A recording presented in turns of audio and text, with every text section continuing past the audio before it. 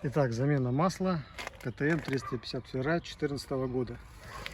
Для этого нам потребуется само масло, набор инструментов, фильтр, который мы будем менять, очиститель карбюраторов для очистки фильтра, грубой очистки.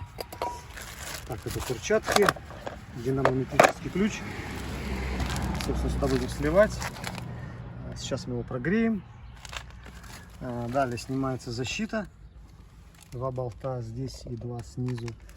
Болт откручиваем, сливаем масло. Здесь у нас фильтр грубой очистки, здесь фильтр тонкой очистки. Ну а заливаем, понятное дело, вот сюда.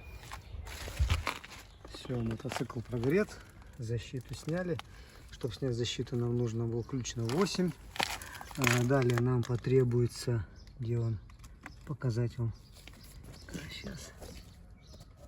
Вот он, ключ на 13.